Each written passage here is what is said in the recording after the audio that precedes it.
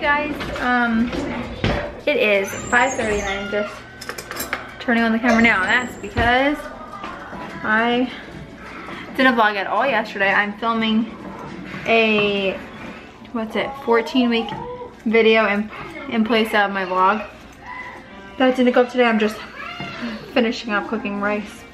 Rice takes so long. It's just like regular brown rice, organic brown rice. And it's not like minute rice or anything, and so it takes like forever. 2 days today, we went back to work. Yesterday, we got home, and yesterday was just not a good day. And I'll explain that more to you guys later of like what happened and everything on our last day in Vermont. But right now, I'm just making dinner, and Rob and Pax are watching Bob the Builder, and the living room is like such a mess. Where's the candle? The kindling? Alright guys, Devon is gonna start the fire. Because he's making me. Because I'm making her. You wanna turn the light on?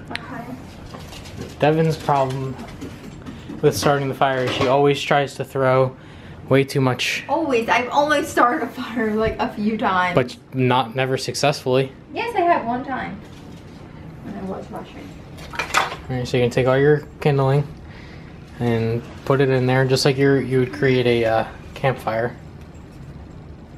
And you can grab multiple pieces at a time. Yeah, but I like to put these stuff on. I have a fear of like touching firewood and stuff because when I was younger, I swear I used to get like splinters from firewood and in my eye and stuff. And like splinters in my eye. Alright, hurry, come on. I'm telling you, it was bad. And throw the rest right on top. This is definitely the best way to start a fire inside. This has to be all the way out. Creates a drift. And keep that there for a while. Okay, just close it like that. And alright, and now the wood's going by itself. And you want to wait until that is completely engulfed in flames to start adding wood. You want to take smaller pieces like this. See how it's really dry and it's got flaky? Yeah. Or like dangerous. That type of wood. That stuff's gonna catch really easily. Okay, now take the other side of it, and where the spots where it's like, you know, has stuff, that's where you want to do like hard and make sure that you gotta scrub it. And put some elbow grease into it. Just filmed my 14-week update, so that'll be up yesterday. Alright guys, so this vlog is like super short, but I kind of just want to give you an update of why also there was no vlog yesterday besides the point of us just being in the car for like 6 hours. But when the last day of Vermont, when we were getting ready to leave, we were like packing, and where we were staying, it was like a motel. And it was nice because you had the rooms were huge, and Paxton had like full range to run around, and we had 2 different rooms, so he could run from my brother and sister-in-law's room to our room. So like our doors were always open, so you could like hang out with each other and stuff.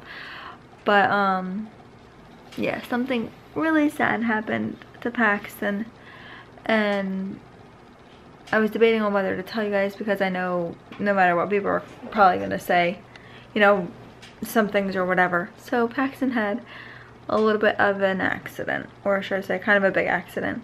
So my mom made coffee on, you know, on the coffee maker, and that was like kind of like in the kitchen area, and she was going to go to the bathroom, and so she must have poured herself a cup of coffee and put it on to the table. And I was in the room with Paxton, and he was like right next to me, and I didn't know that she put the coffee on the table, and he's been running around like, you know, the whole time in the rooms, and he's able to like reach onto the table, and where my mom must have set her coffee cup, must have been close to the edge, because all of a sudden I hear him scream, and he's right next to me. I hear him scream like a scream I've never heard, and I knew right away that something was wrong. And then I felt he was soaked, and I knew then right then that coffee spilled on him. and the only thing I could think of was to grab him literally with his clothes on. I didn't even like think to rip his clothes off. I stuck him like completely under the sink. I ran into my to the other room and did that, and I was like freaking out, like so scared. And then I saw his skin was like peeling already, and you know, people were trying to calm me down, like, you know, I think it just scared him. I'm like, no, he didn't scare him, he's burned, like he is burned. And my mom felt horrible, and she knows that, you know, she just wasn't thinking that, you know, he could have reached that, and it was a major mistake, and she feels so bad. And you know, we don't want to beat her up about it, but we were very upset. And you know, when your child gets hurt, especially something like that, you know, it's painful to see your child in pain. And we did that happened at 8 o'clock, and then we right away made an appointment at the medical center, went there at 9 o'clock, and we had like everything packed, like ready to go afterwards. Went to the medical center. They checked him out, and they said, like, because Rob ran, like after that happened, Rob ran to the store to get aloe, and they said like we did everything right by just putting him right in the water, in the cold water, putting the aloe. We got there, they checked it out, and they said, you know, and actually it was crazy because the doctor who saw us, she was saying that the same exact thing happened to her, and her mom like always like talks about it. She, the same age as Paxton, got coffee on her and got a 3rd-degree burn, and Paxton's is a 2nd-degree burn. And she said, you know, kids are miraculous, he's not going to scar or anything, and it'll take probably about 2.5 weeks. While it's healing, it'll look worse before it looks better. And I'm not going to show you guys, like I'm not videoing it to show you guys, because when we're putting the bandage on him and stuff, we're literally putting his medicated medicine that he has to wear, put on him daily, with his little gauze pad, and then he wears like a little gauze like wrapping. And when we're doing that, we're thinking about him, and that's all we're thinking about, is making him comfortable, and that's it. So there won't be any video of his burn. I mean, think about it, it looks like a burn. That's what it looks like, and it's on his chest area. It splashed him a little bit like up on his neck. You can't, but it's just, that part's just red, but right down here is like where the skin's missing. So that it'll look worse before it looks better, because the skin has to grow back and it'll start to look infected, but that's just the new skin growing back. And she showed us pictures of what it will look like and stuff, and she made us feel like a lot better knowing that it's not going to scar. And he was like such a trooper, and today he got his first bath, because last night we weren't able to bathe him. We had to start the whole thing today with bandaging him, and then getting him in the bath tonight. And you just like kind of like pat the area. Then she's like, he'll probably cry in the bath, so give him Tylenol. So, and he's been on Tylenol. But I was so surprised that he slept so good, like not so good, but he slept really good last night from 7 to 3, and then he woke up, and I gave him more Tylenol just in case he was in pain. Then nursed him, put him back in his crib. And then he woke up around an hour later, like 4:30, and then I brought him into bed with us until 5:30. So definitely being lenient. I am nursing him if he needs to be nursed, to be comforted. But he, like during the day, he's like, you wouldn't even think that he got like a burn. And burns are so painful if you've ever been burned. Like even like the littlest burn on your finger hurts so bad. I think the medication, like the cream, is definitely helping. It even just looks a lot better from the first day, like when we went to the medical center. It looks a lot better just from then, but it's still, it's like, it's painful to see.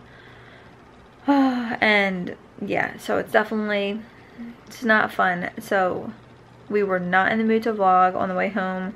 We were just upset and, you know, heartbroken that our little baby got hurt. And I feel, you know, I feel bad for my mom, because she feels horrible, because it's something that could have been prevented. But things happen, and you just have to make sure that you're always like thinking about, like, what if this was to happen, you know, make sure things are out of the way, and some things that were like being able to prevent burns and stuff are not leaving any hot liquids out, not having a steam mist, I guess a warm mist humidifier like out where your kids could touch it, because my friend was telling me that her son had a warm mist machine, like warm mist humidifier, and her son went to go touch the light, and I guess the steam hit his hand, and his hand like blew up like a baseball, and he had to go to the hospital and everything. So if you have one like that, like to put that high up so there's no way your kid could touch it. But you know, sometimes you think like, oh, they'll be fine, or oh, they won't touch this, and you know, you just can't trust little kids. They do things even if you don't think they're gonna do them, and it's like, if there's that 1% chance that they could get into that or they could touch that, you really have to try to make sure that, you know, it's always in your mind that they could get hurt on that, or you know, move things out of the way and stuff. But anyways, just please pray for him that he heals very quickly. It's been a very stressful 2 days, and it's more just a stress of not, and so thankful because he hasn't acted like he's been in pain. Like his bath, they said he'd be probably upset about it. He was fine. He didn't even want to get out of the bath. And even when we are putting the medicine on him, he just like smiles. Like, I don't know how, because it's got to be painful. I mean, he is on Tylenol, but still, even with Tylenol, you'd think it would be bothering him. So hopefully he sleeps good tonight. He was definitely really tired today, but I think that's also from the drive and everything. And we were so thankful that he slept like the whole entire ride home, because it was like a 5.5 6 hour drive. He did so good. He just slept mostly the whole time, and then when he was up, just playing, reading his books, playing with his toys. So we're just so thankful that he's such a good little baby. And it's just really hard to see him, you know, with that on his chest. It's right around this area is where it is. Thank God it didn't like hit his face. Like the table was kind of low, so thank God that it wasn't like high where it would have fell on his face, because that would have been really bad. Like it hit his eyes and stuff like that. Because I went to get like turtlenecks where he's like can't get to it at all, because if a little part of the gauze shows, but not much of it. But I just wanted to let you guys know what's kind of going on. So this is just gonna be a vlog of just like an update, and if you guys could pray for him and his healing. And yeah, so it's been a very rough 2 days, and it stinks because it was like we had a great trip and then that had to happen, but we still overall had a great trip, and it's just unfortunate that that happened. But thank you guys so much for watching, and thank you guys so much for your support and your kind words that you guys always send our way. And I'm just like so drained from, I think, the drive, being pregnant, being stressed, and like you kind of like, even though Paxton doesn't seem to be like in pain, like at least yet, maybe he will be more in pain like once it starts like really the skin growing back and stuff.